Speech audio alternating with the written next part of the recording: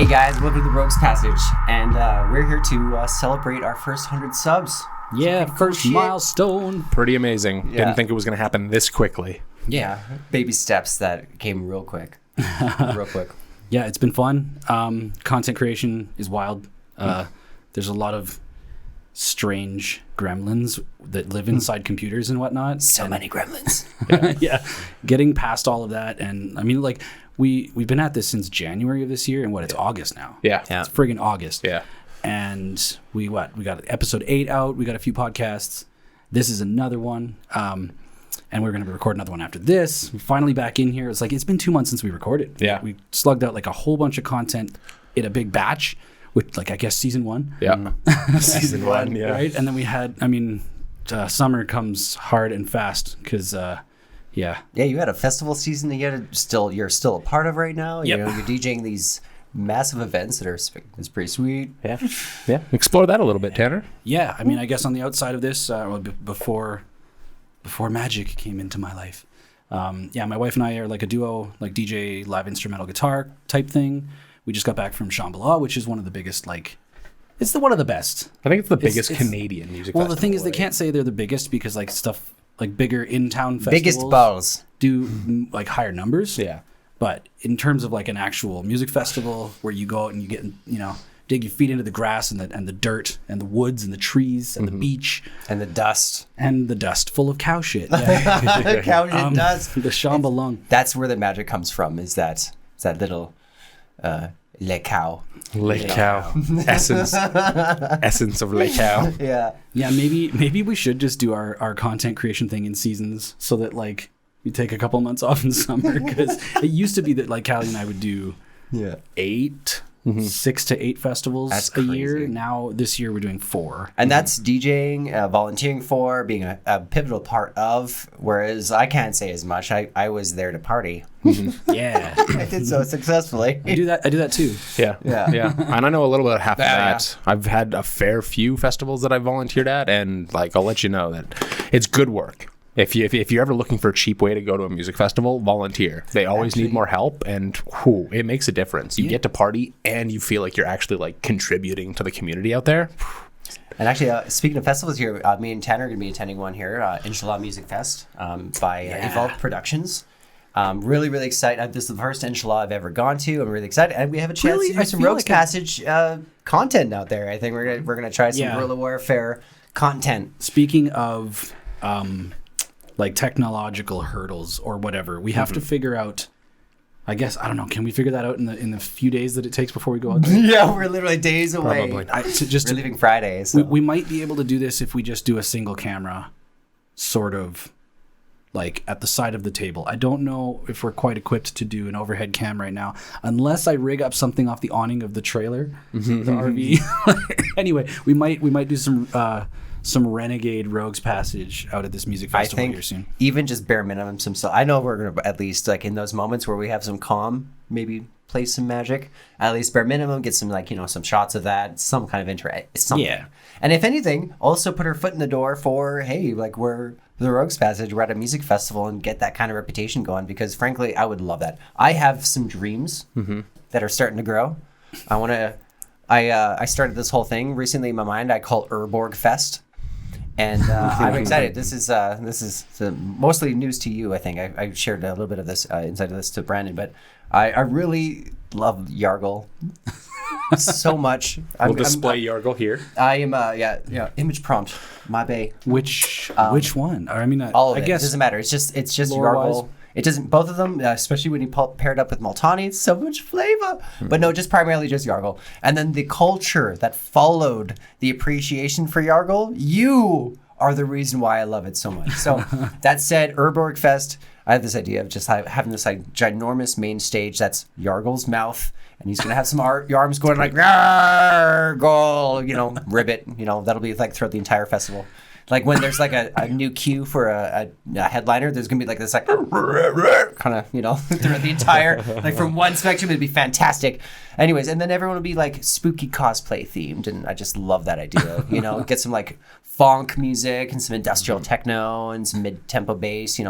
Have Owl Vision, Rez, Hazer, Oh God, autodidact as Do you have headliners. investors? Oh, I immediately do actually. This is no, you know what? I'm gonna make some art here soon. I'm gonna make my own little poster. You're gonna see the Yorgle stage, the mouth encompassing all of it. You're gonna see the headliners. You can be like, you know what? That makes sense, Brady. I'm like, yeah, Yeah. because I thought about it. Right on. I worked it out. Right on. Good luck. Good luck selling tickets to that. Oh yeah. Hey, yo, a fucking spooky cosplay match at the Gathering Theme Festival would sell for the folks in the region. I mean, the Some cosplayers do like their weird, nuanced events. I can And see it. spooky stuff right now is pretty great. Well, Props yeah. to So spooky I mean, stuff. yeah, like the festival thing is like one of my side hustles. One of the things we wanted to talk about in this episode was get to know us better. Yeah. Hi, I'm Tanner. We forgot to introduce ourselves. DJ. Yeah, like I do that kind of stuff on the side. I thought maybe it'd be cool to like expand on who we were in, like what kind of video games like shaped us as people, and who just wants to go other things. next? I mean, yeah, like I want to include right now in this with this that this gentleman was a carpenter for The Last of Us. yes, Pretty freaking cool. Pretty Yeah, fucking I got cool. to- Just a little flex. I got to build a lot of cool shit Yeah. and work with a lot of cool people. I mean, like the team, the carpenter, like the construction team that I was on, like they did like Inception, they did like all the like Stargate, SG-1. They did like God, there was so many things. That's amazing. I love that. And a lot of the guys that I was working with had just come off the set of Fraggle Rock. So yeah, they were just like the stories. Love Man, me some rock. film industry is wild, and yeah, I'd like to get back into it, but doesn't work with daycare schedule right now. Speaking of which, I should probably take that baby monitor back. Oh yeah. No. Watching my child. That was my responsibility. Say hello to the little bean. I only threatened abduction today. Okay. Well, His speaking kid is super freaking cute. speaking of abduction, what do you like Luca. to get up to outside of the Rogues Passage stuff? Well, outside of haunting playgrounds. Don't make those jokes. He doesn't, folks. He's being a dingus. We could bleep that out if anything. Who am I outside this? I am the thespian of the group. I am the drama kid, the artist, the painter, the graphic designer, the voice actor, potential actor. Here in my future, who knows what's going on? I've attempted things like being a musician and shit like that, but my ADHD in full Technicolor, by the way, prevents me from doing it too successfully. So if anything, I'm primarily a singer, and right now I'm also going to be spearheading a lot of our upcoming merch. Within reason, we'll see how this goes. And TBD on that merch. We don't know when it's coming out. yeah, so don't hold that to that yet. But I have a lot of stuff that we can start throwing around at least now. promise But we there have will to be figure it merch. out. We have to figure it out. On top of that, I'm also a chef. Yeah. Hardcore. I've been Damn good one. Yeah, for 16. It would be 17 years if 2018 dark year. So anyways, it would be a lot longer than that. But aside from that, right now I've finally been able to position myself as a gardener / cook. So I'm able to do some really cool, basically like Professor Snape in the garden, but with sex appeal. I've never seen Harry Potter. What does that mean? Well, Alan Rickman took on the role of a lifetime. I really like the alchemical nature of like I'm saying alchemic. Gastronomy is cool. I love it. Yeah. There's so much crazy science in cooking, and frankly, with like you can make anything bad, you can make anything good, but primarily like, how crazy can you make it? That's where I like to take things. And right now I'm focusing. I'm learning how to really mess with like a vacuum bag extraction, like air extraction from almost anything. It's crazy what happens when you on a molecular level. It's just I'm getting real sciencey. So that's pretty much it. And aside from that, I'm also very into much of the music. Former DJ myself. I'm going to be getting back into it. I think when I grow the balls, I'm going to get back also, into it. yeah, have you been sharing them on the Rogues Passage Facebook page, the playlist that you make? I am a like a hard machine. So playlist. okay, yeah. Well, that was gonna be one of my metas to this is with my ADHD and all that kind of stuff. My neurodivergence loves, and once I become obsessed with something, I become very, very, very obsessed with it. Weaponized. And I try to utilize all of my expression in that something. So when it comes to playlisting, which I've been doing since I was like 12 years old, making like making cassette tapes, Making mixtapes. making mixtapes for friends. I'm 33, I'm turning 34 here actually in September. So I am hardcore millennial. In that case, with all that said inside, I've been able to literally algorithm my brain in magic. So I eat, breathe, and shit magic. I say this quite a lot these days. I really do. So whenever I'm making a playlist, it's dedicated to something. Recently, it was just Yargle. I made an Urborg Fest 2023 hypothetical set list.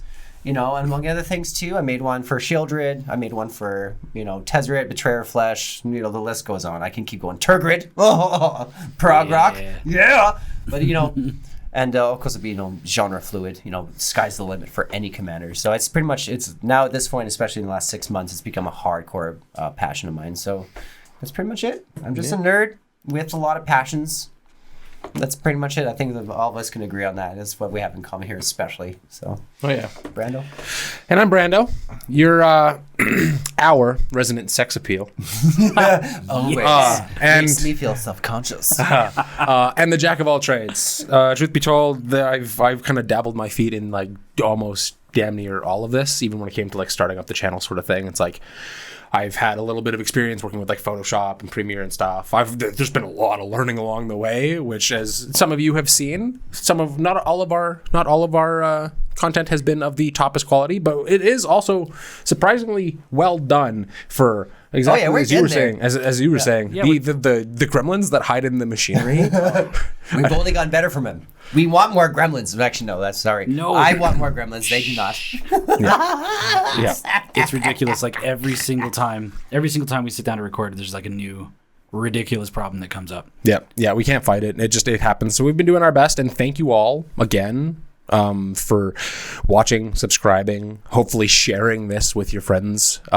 It means so much, and we've put in so much work of just we started this with like a little bit of experience here and there, but hardly anything. And a lot of overconfidence. And a lot By of the way, overconfidence. calling us out for that. Be like, we know what we're fucking talking about. We're Magic the Gathering players. Yeah. We're playing one of the most complicated games in the world. We know what we're doing with our lives. Yeah. Sorry about that. Yeah. You know, Just in this last 8 months, we have learned so much, both about the game, about the process of doing this, about watching ourselves in the editing process, you know, so much learning curves. You know, there's been so much self-reflection and growth from this. So it's been...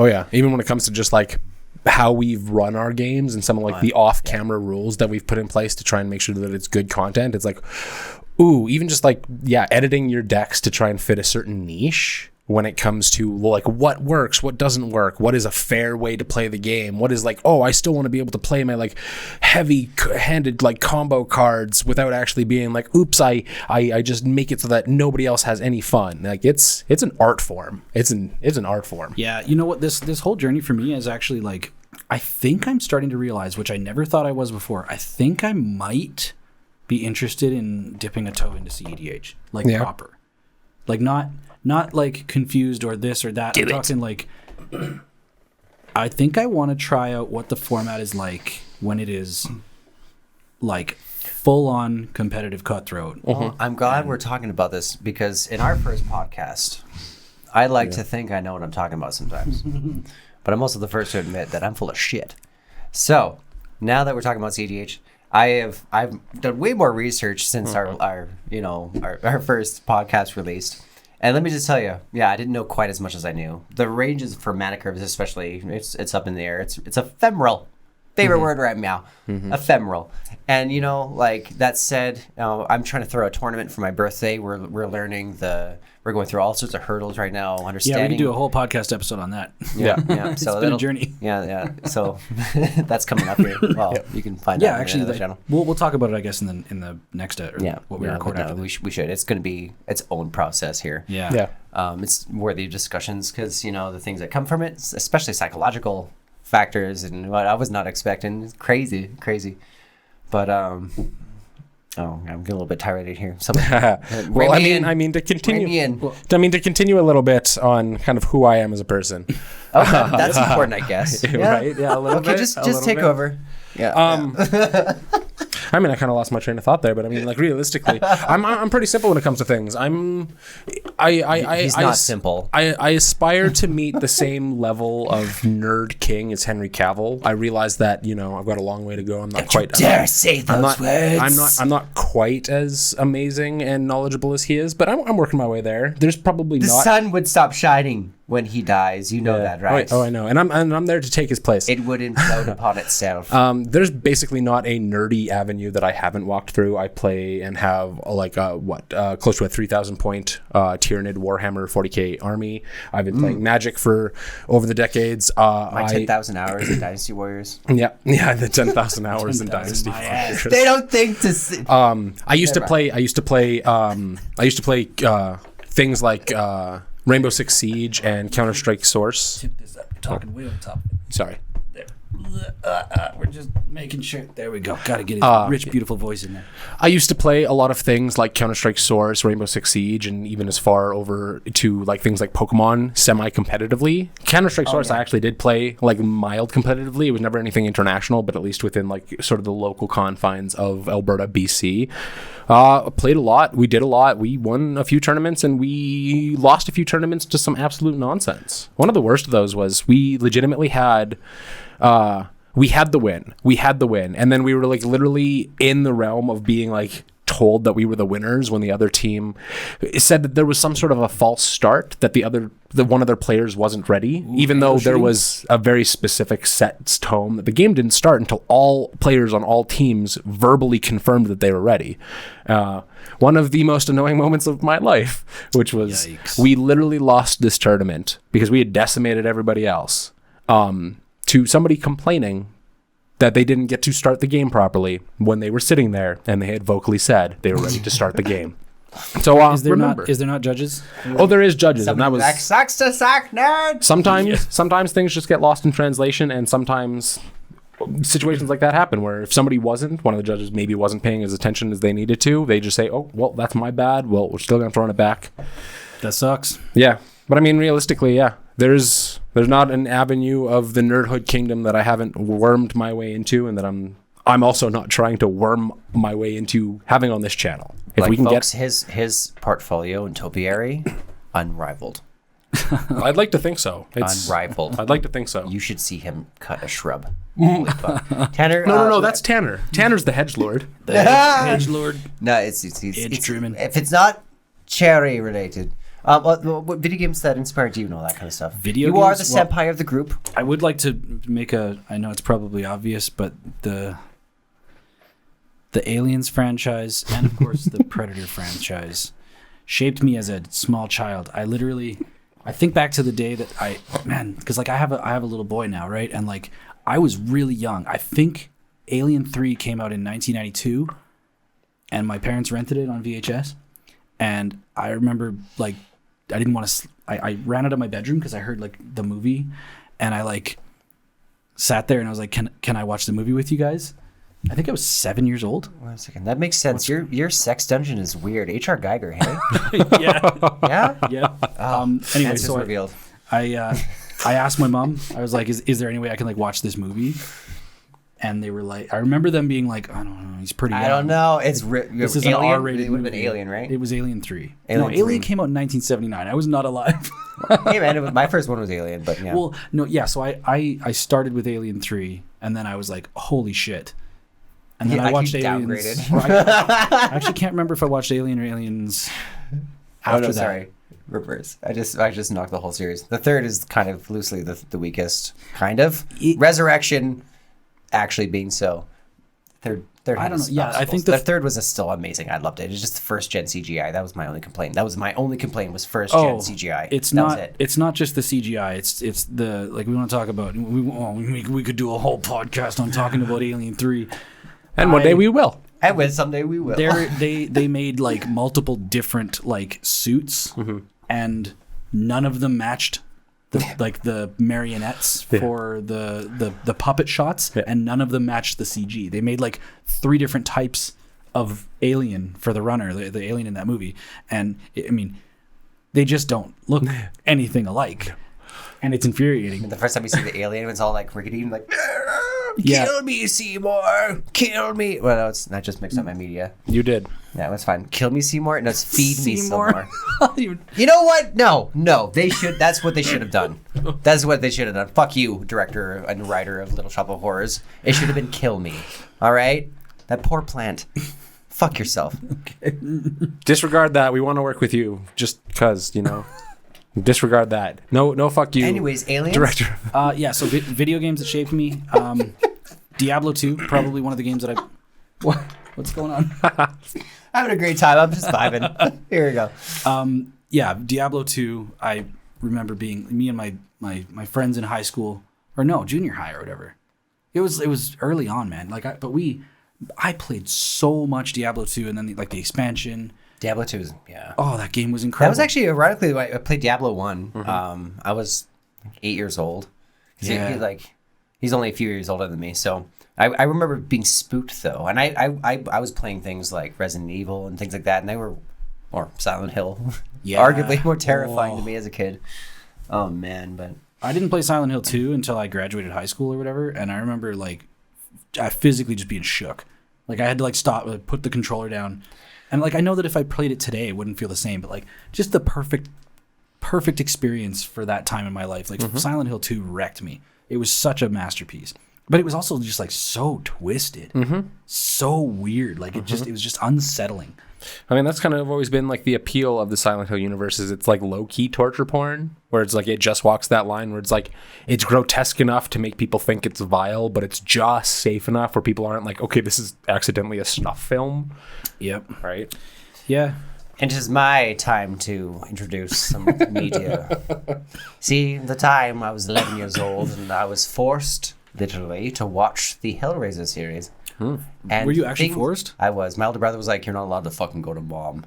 You signed in for this. Oh my God. You ain't allowed to leave." Which is a very harsh paraphrase. My older brother is very much like me, so he was more like, "Nope, sorry, bitch, you ain't leaving." So, anyways, yeah, I was forced to absorb information in a way that really affected me. Neurodivergents out there, I'm sure you can sympathize. And shortly after that, it'd be things like also playing Silent Hill.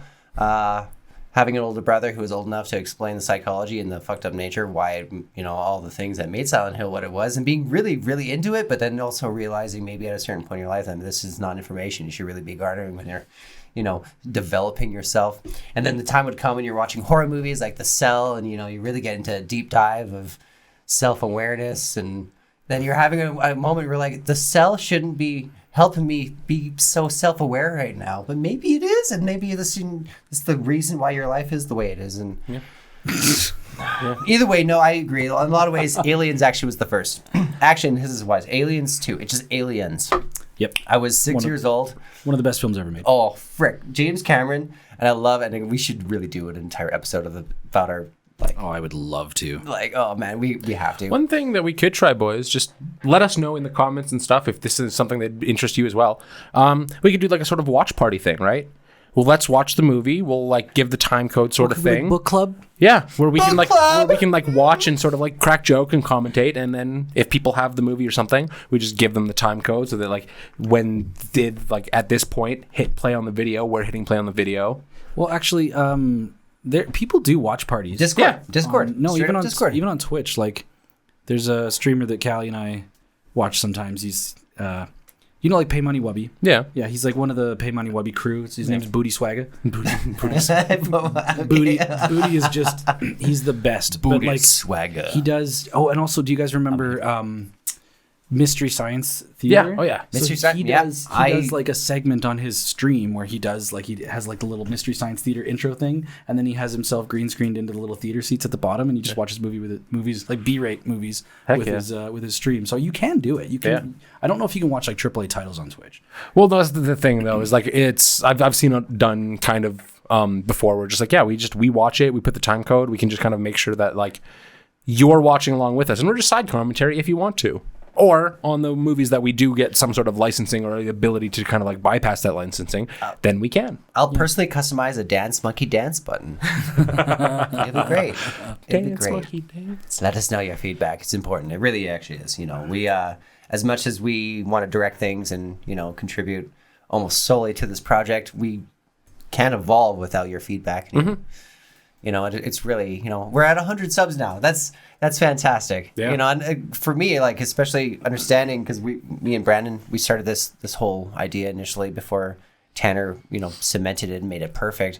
Mm-hmm. And, we were like, oh yeah, we can guaranteedly get all this done. Oh yeah. Mm-hmm. Just a whole bunch of this, And it was not the case, and it took us forever to even. But now we're rolling, we're snowballing, and it's because of you. So Yeah, it's all because seriously, of you. Thank you so much. Also, thanks for like all the actual comments where like people, you know, it's just it really does feel good on our side to see somebody just naturally, like there was a comment on one of the videos just being like, hey, this was just suggested to me and I'm glad I watched it. You guys are great. And it was just like, man, like you just made my week. Yep. Like it's warms our hearts so much. And even getting called out for like missing triggers and just playing Magic please, poorly. and never stop with that. You know what? Yeah. Straight up. We're only human. Yeah. You know? I forever will know how to play Sure Strike Trident now. I will always, Yeah. honestly, especially with my one at Laplani game, I'm always going to be a lot more conservative with the Lightning Graves.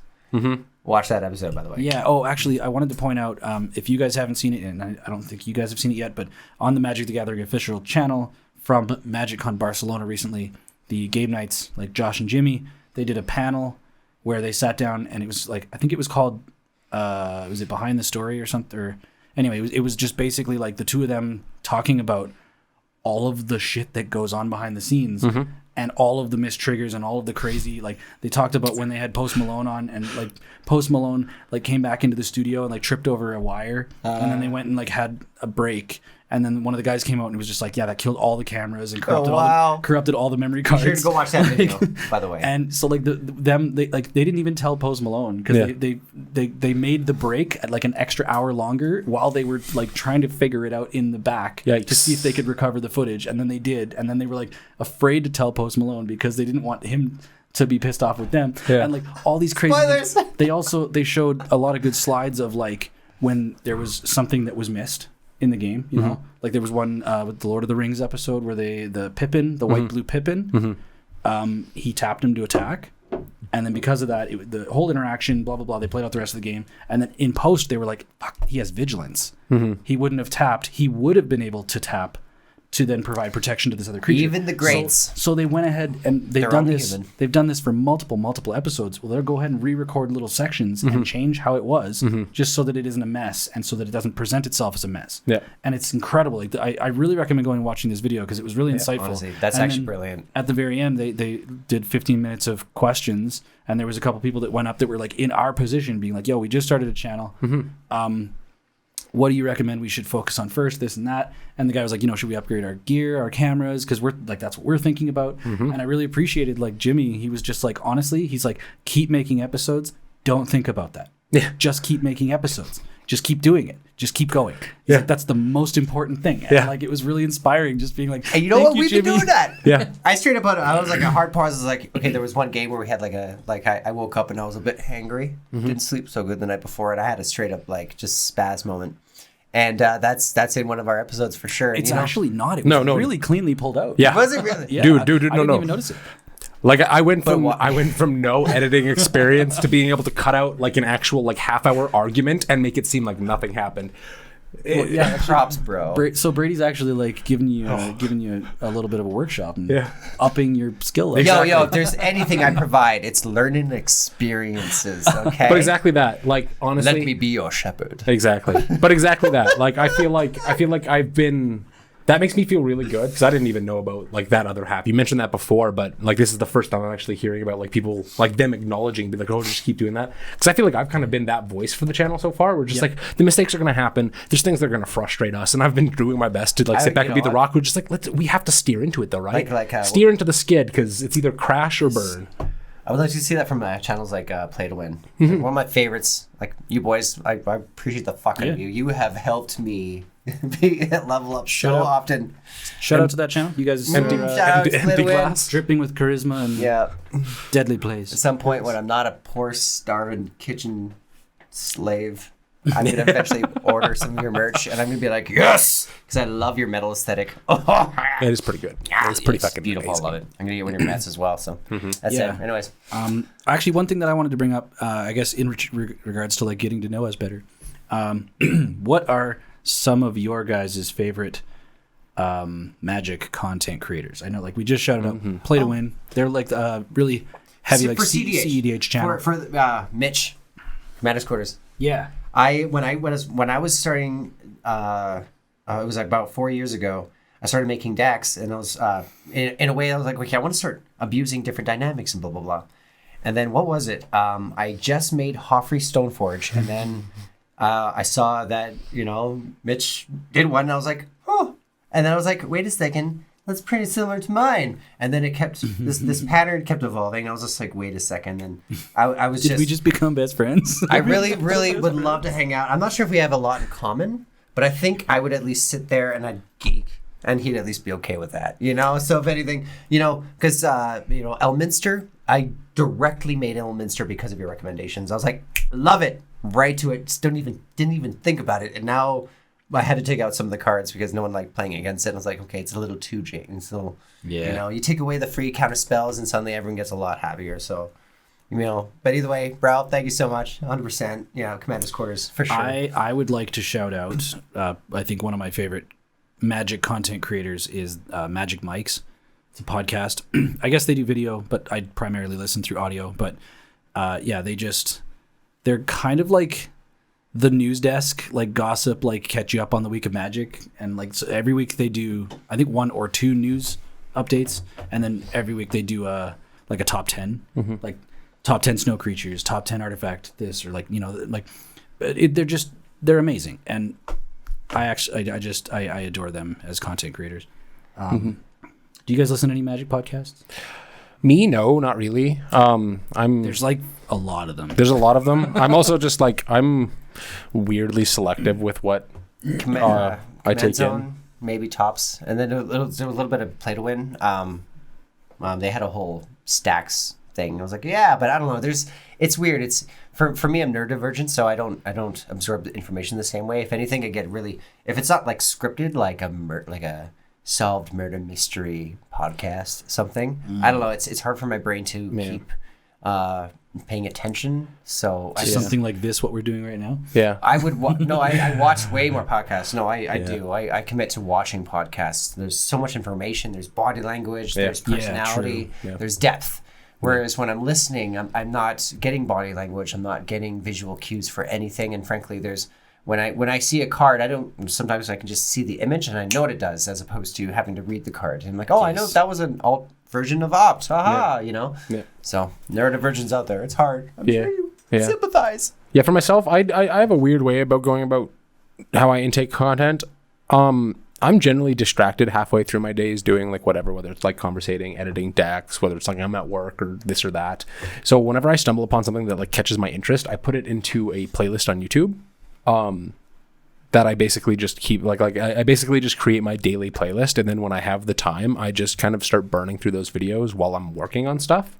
So then like I'll be sitting there and like, oh, maybe I'm playing a video game and it's just kind of background noise, but then something will like catch my ear and I'll immediately just like tune in and spend like the next like 3 hours just digesting all of this content, and then I'm like, oh, I was doing something before, I should get back to that. So I don't end up watching or listening to a lot of podcasts. Like I do, but I don't, because a lot of it, I retain a lot of the stuff that I watch. Yeah. But it's very weird for me. I'd say the only 2 like Magic channels, I watch all of them. I try to some extent, especially now that we've started with this, because I want to try and like learn, see inspiration, and it's fun. It's fun to watch other people doing the same kind of stuff that we're doing. Fuck yeah, it is. But the 2 channels that I really only really engage with would be Tolarian Community College. Like the prof, I would love to hang out with the prof. Yeah, the prof is just hilarious, and if you're watching this prof or somebody who has connections to prof, let me fanboy for a second and say I agree Sol Ring should be banned, and you come here play with us, let us come there play with you. I think we get along very well. But then the other channel that I really actually watch is it's Card Market Magic. Oh god, their content is amazing. It's so amazing, and like I love it because most of what they do is trying to break the rules of Magic while still sticking to the rules of Magic. Yeah. Like one of the things, I can't remember what it was. It was a little while ago, maybe only a couple of months ago. They did a video where they kind of like subset off the rules. It's like, how fast can a single deck win without, or like how fast can a deck win using only like one card? And so like one place that person was playing, it was nothing but like mountains to get him out, and then Ragavans. It was just nothing but Ragavans. Every turn is another Ragavan. But like of course it's a legendary creature, so it dies, so you can only do so much damage. So then and they had like a 8 game back and forth of like one deck would win. So they'd bring out the next one. They were just trying to figure out like what single card in Magic as the whole deck wins the game. Oh, can I? This actually bridges into a thing that I've been thinking about that I thought it was a great idea. And I was going to propose it to you guys for an episode. Okay. I was going to call the format Basic Bitches. And the more I think about it, What'd you say? yeah, hi. I was going to call this format Basic Bitches, and I thought it was going to be really great. The more I think about it, the more I think that it might be too solvable. Mm-hmm. Basically, you can have as many cards in your deck as you like. Mm-hmm. Restricted to basics. So like like and then whatever basics? No, just basics, just basic lands. So the 90 or the 99. Yeah. I mean, you could have 40, you could have 20, you could have 100. Yeah. But you just only basics. Oh, only basic lands. And then a command zone. So let's say you have a mono red deck. Your deck is full of mountains. Yeah. You would want your commander to be able to carry its weight and use the mana. Like you want it to be self-sufficient, right? Oh, okay, I see what you mean. So you're looking for like commanders. See how you can win while only using basic lands as your draws. Okay, I see. Okay, that's interesting. Now, I thought about it and I was like, fuck, Vigilance is nutty. Yeah. Vigilance would be overpowered because if you have an 8/8 Vigilance and your opponent has a 5/5, yeah, it is just, you can never get through, ever. So Vigilance Indestructible sort of have to be eliminated, right? But then I started thinking about it and I was like, okay, and I was like, oh, maybe Kenrith, the Return King, would be pretty cool because he's got like all those activated abilities. The only one that matter, the only two that matter is the green ability to put a +1/+1 counter on him, and then a white ability to gain 3 life. Which, I mean, you could just put like Selesnya mana in the deck, and I think that would just get too out of hand. But anyway, like I started thinking about it, and I was like, I started thinking of certain commanders to be in the command zone, and I was like, fuck, it might just be like too oppressive for certain ones and useless for others. So I don't know. We could workshop it, but yeah, well, because that's interesting. Because like as soon as you said that, the first thing that came to mind is a deck that I already have, which is my Omnath Locus of Rage. It's Landfall, which Locus of Love, girl. red and green one. Red and green, which it might be kind of broken because that's 7 turns of lands to get out to him because he's a 7-drop. But then he's Landfall. Yeah, he is. Landfall, create a 5/5 token elemental. Whenever any elemental dies, deal 3 damage to target creature or player. So I mean, like realistically, if somebody can't, no, that's ridiculous. Yeah, Right? I want to see you make that. I want to see you make that pro aristocrat. what do you mean by that? Like aristocrat? Landfall trigger. So what I'm doing right now is my after a million different edits, my Muldrotha deck has now effectively turned into a self-sacrificing lands matter landfall trigger Muldrotha is deck. so easy to break.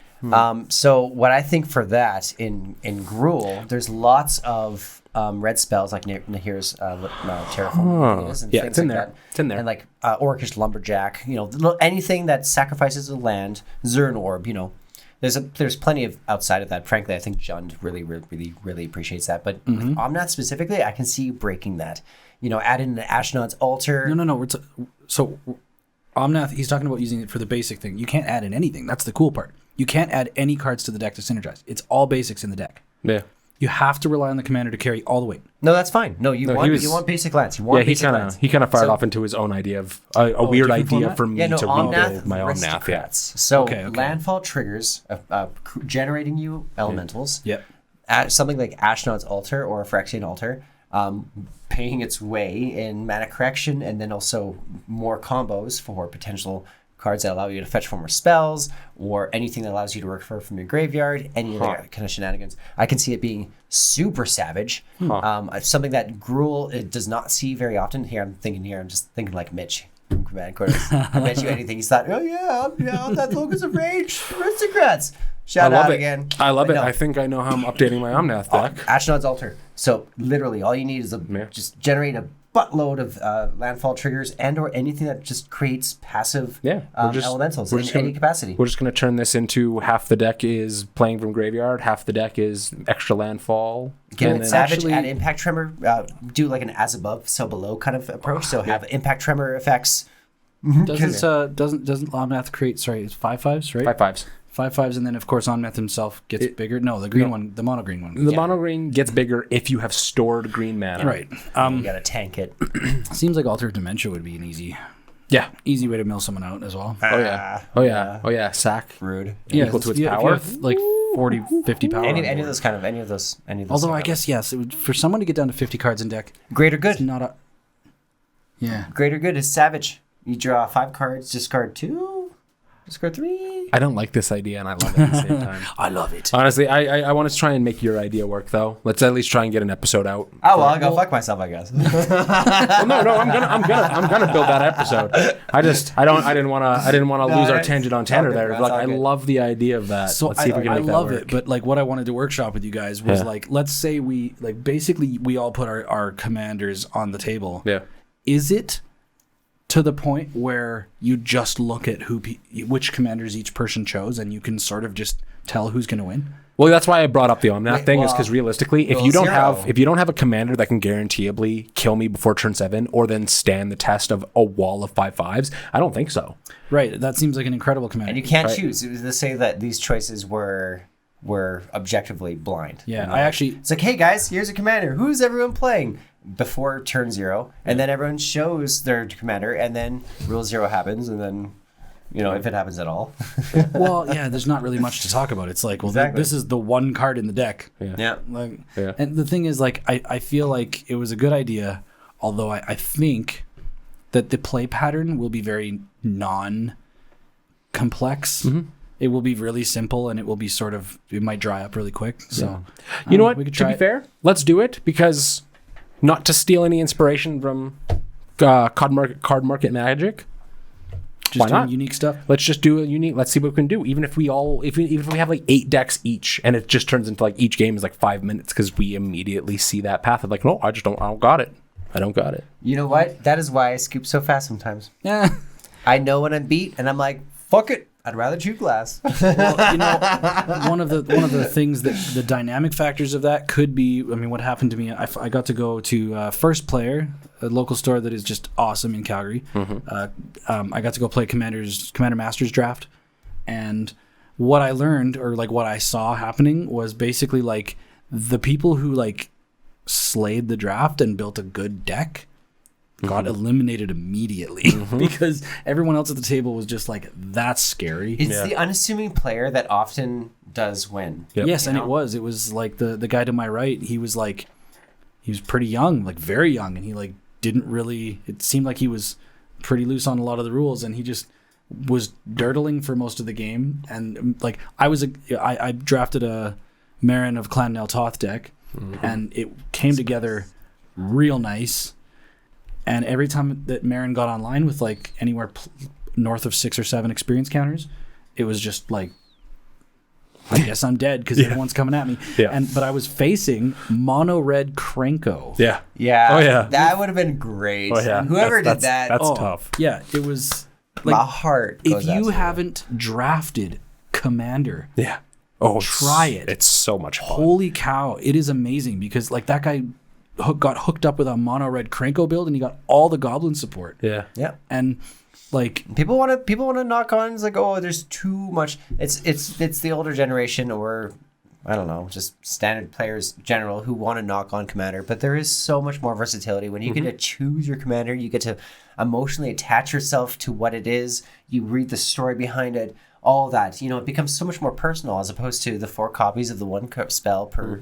Like, oh yeah, it's sure, maybe you made a standard or modern or pioneer or whatever format deck that you think is completely your own, but Commander has that infinity. You only have the 99 and your Commander. So unless you're really just kind of net deck, and I didn't mean to just kind of divert this into support Commander. I do support all sorts of other formats. I really do. Yeah.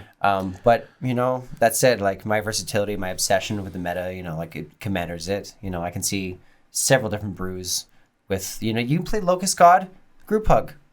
You can, and I do. So, it exists. I love Commander.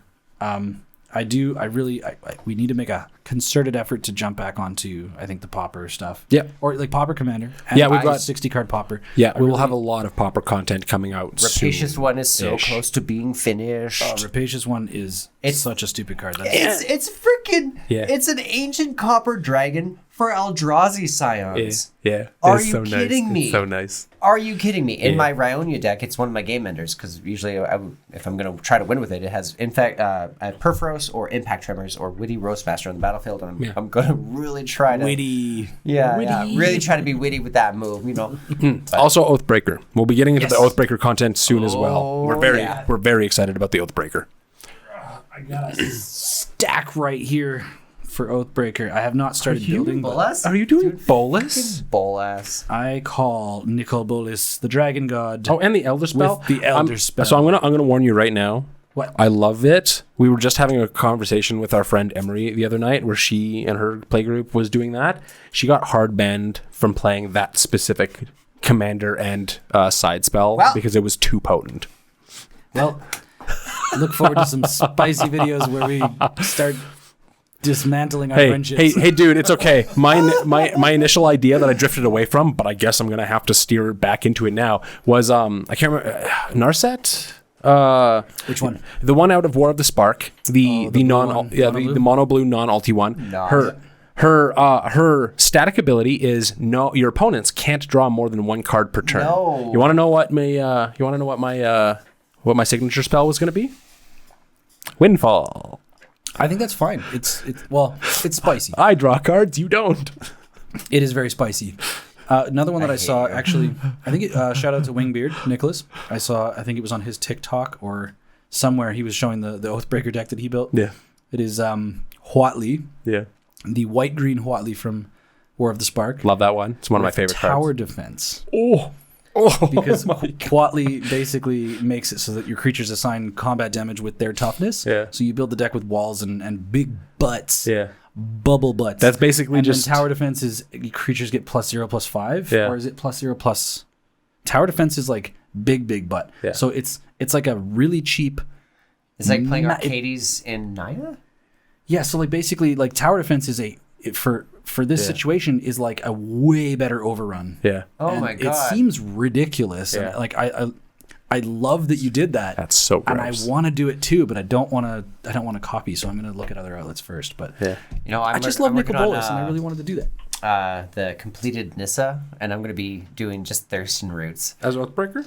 Yeah. Oh, fuck yeah. Yeah, I because love it that. gives you two options. You I fetch love for that. a land, Yeah. or you proliferate. So, and this has all sorts of specifications. If you don't use her Phyrexian mana, she comes out for, with less going on for her. So if you use Thurston Roots, just I love either that, proliferate or get land. I really like a Nice. mono green, smash some face with some land creature. I deck. guess for anybody out there that Sounds doesn't fun. know what Oathbreaker is, because it isn't yeah. it isn't the most popular format. It's a little bit fringe, although it has gotten to the point where Wizards recognized it as an official format, and they do list a ban list and everything. Oathbreaker it's dope. It is, I believe, 60 cards. it's a 60 card deck. It's singleton. It's Planeswalker. you have to have a Planeswalker as your commander. I think the reason it's called Oathbreaker is because originally it was like the Gatewatch people like breaking their oath or something. Like there's something. Some flavor. Yeah, there was some flavor to it. But you get two command zones, or I guess you have one command zone that has two different slots. You have your Planeswalker, which is your commander, and then you have a signature instant or sorcery. And the instant or sorcery has to be in the Planeswalker's color identity. And you can't, the commander tax applies to either card respectively, individually. The signature spell may only be cast if your Planeswalker is on your battlefield. So you have to have the Planeswalker, you have to set up and then you get to cast your signature spell. Once you cast it, it goes back to the command zone and costs 2 more the next time. It is a fan-made format that opened up just so much avenue, because now all of a sudden you can actually have a synergistic combo in the command zone. And you then, but the fun part is that Planeswalkers are so fucking easy to attack. So it is really difficult, to deploy your Planeswalker and then keep it alive long enough to use your Yeah, you got to use spell. more brains for it. I love it. It has it. I believe it. I've never actually played a game of Oathbreaker, and I'm excited to do so. I feel like the play pattern is going to be amazing. Oh, yeah. Yeah. Speaking of a different format, what was the one we did? Treasure Hoard? Treasure Cruise. Treasure Cruise Treasure last night. So Cruise. super That's the inspired name by of this. a card. Is that the name of a format? It's a newer 60 format. cards, and I think there's like 40 a certain cards. amount- It's a 40 card deck. It's 17 curses, and then the rest are just a myriad of. There's a couple other.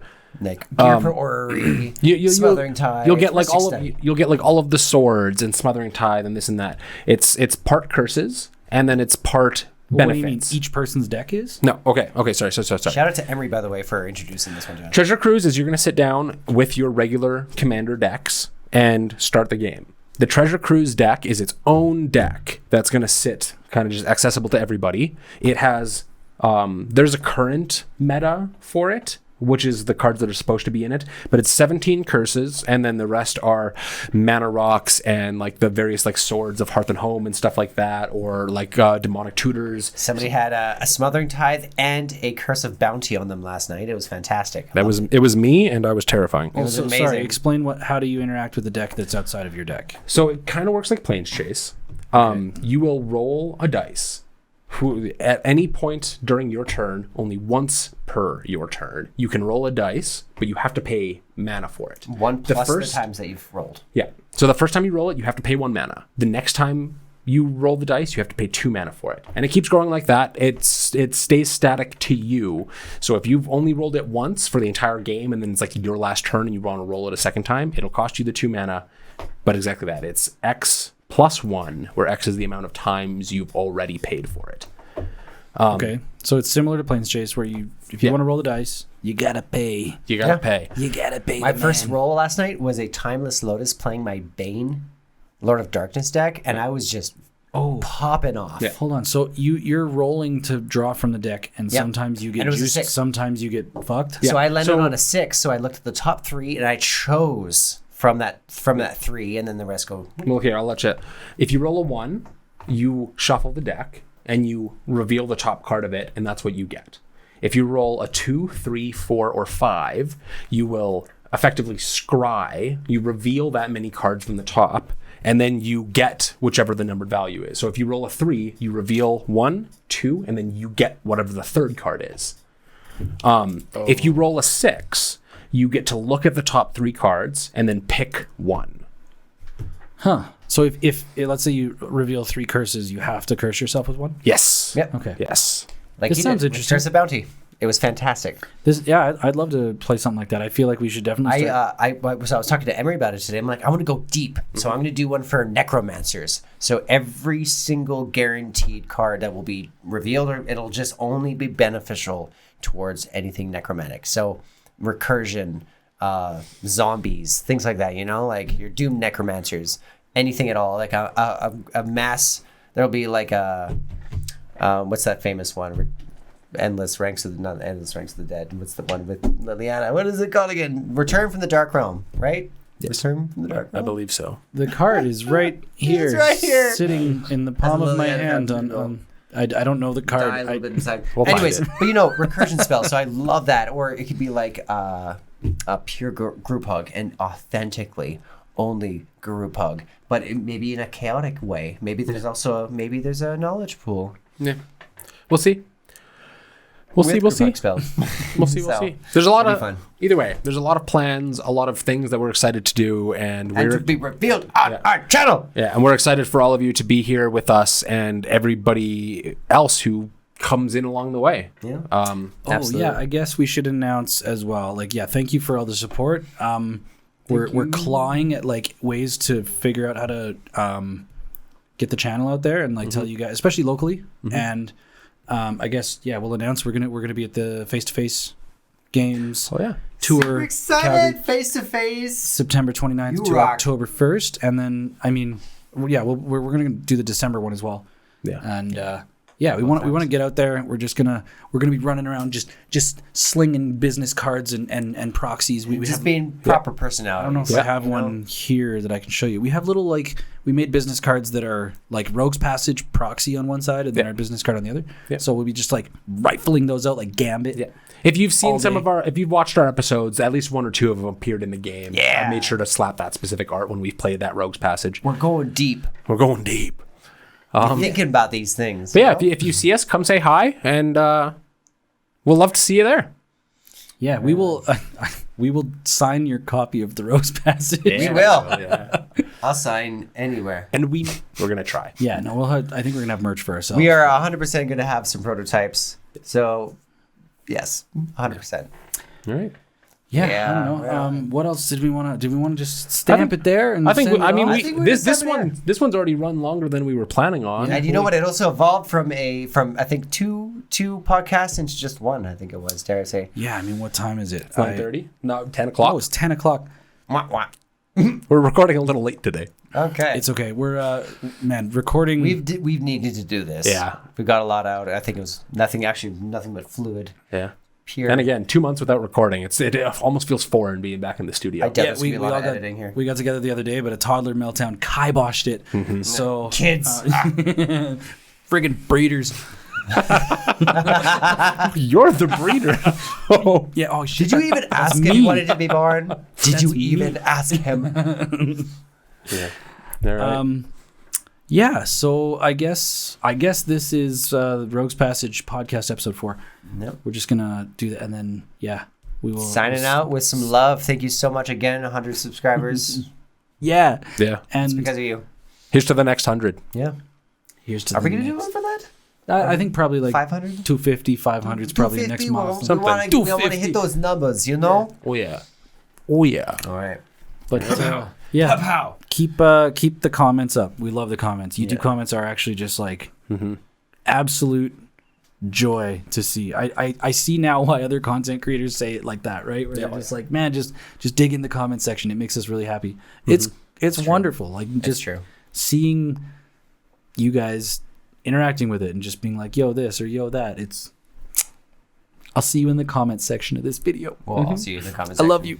Love you too. I love you so much. Bye. And we will see you on the next episode of The Rogues Debauchery. Passage podcast. On the Rogues Passage podcast, where we like to talk about a bunch of things. Yes. Yes, that is the Yes. one. Yes. All right, see you guys later. Bye. Remember to always be unblockable. Don't forget to like, subscribe, Ring that bell, yo. ring that bell. What's up, YouTube? All right, bye.